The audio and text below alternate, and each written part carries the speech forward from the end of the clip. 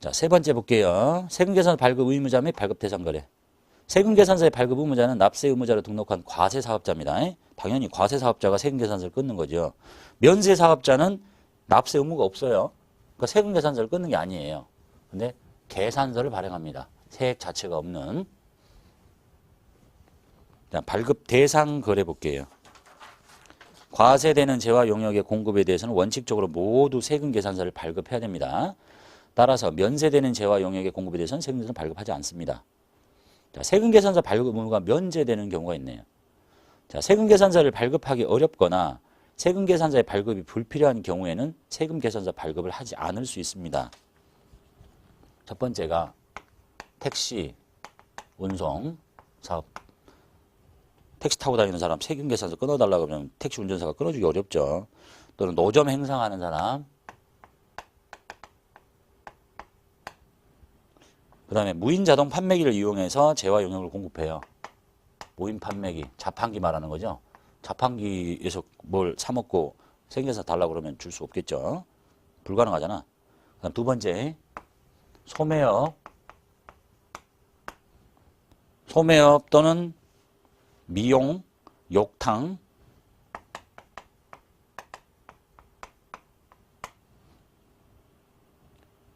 을 경영하는 자가 공급하는 재화 또는 영역. 자, 방금 말씀드렸죠? 다만 소매업자는 사업자가 세금계산서 발급 요구하면 줘야 돼요. 근데 얘는 절대 안 줘요. 그 다음에 세 번째, 자가공급. 판매 목적 타 사업장 반수를 빼고요. 자가공급, 개인적 공급, 사업상 증여, 폐업 시 잔존재화. 자, 자가공급은 종류가 3개가 있잖아요. 면세 사업에 전용하는 거. 그 다음에 자기 물건을 비영업용 소형 승용 자동차로 쓰고 마지막에 판매 목적 타 사업장 반출이거든요. 요거 뺀 요 나머지 거는 자기 물건을 자기 사업에 위해서 쓰는데 요 두 가지는 과세시키는 거잖아요. 그리고 또 개인적으로 내 회사 물건을 내가 개인적으로 갖다 써요. 그거 세금계산서 발행할 수 있겠어? 누구한테 발행하겠어? 사업상 증여. 내 물건을 거래처에 공짜로 줘요. 그리고 세금계산서 끊어주면 끊을 수 있겠어요? 폐업할 때 남아있는 재고 자산은 내가 나한테 파는 걸로 봐요.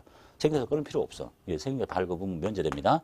근데 이 판매 목적 타 사업장 반출은 자기 본사에 있는 물건을 자기의 지점인 대리점으로 이렇게 보내는 거잖아요. 여기도 사업자 등록증 있고 여기도 있어요. 서로 이렇게 공급으로 발급해야 돼. 세금계산서 발급 의무가 있어요.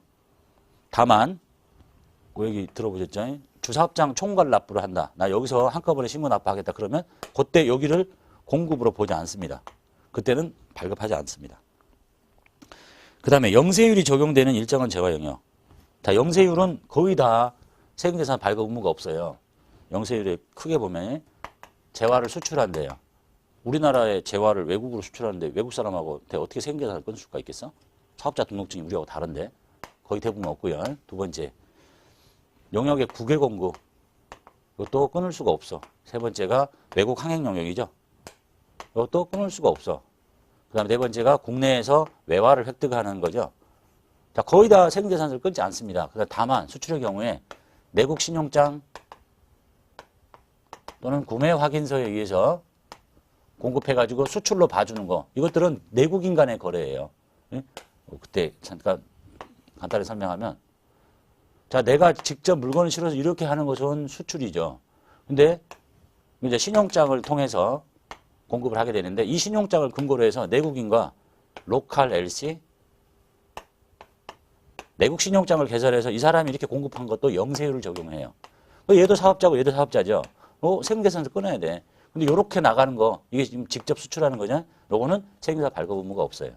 그래서 우리 프로그램에서는 요 사람이 요 사람한테 공급하는 영세율은 12번 영세를 쓰고 세금계산서 발급 의무가 있는 세금계산서예요.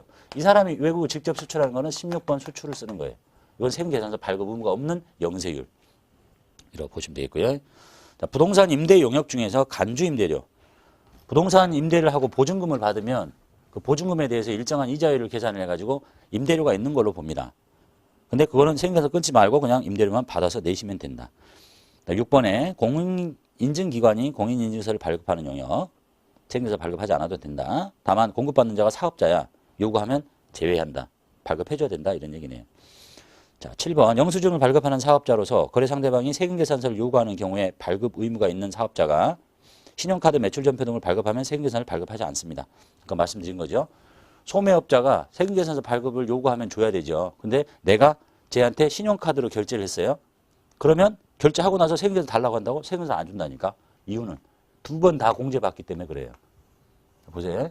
내가 사업자인데 이 소매한테 뭔가를 공급받고 결제를 하는데 신용카드로 결제를 해요. 그러면 이 소매업자가 다시 세금계산서를 줄 수 있느냐? 안 준다고.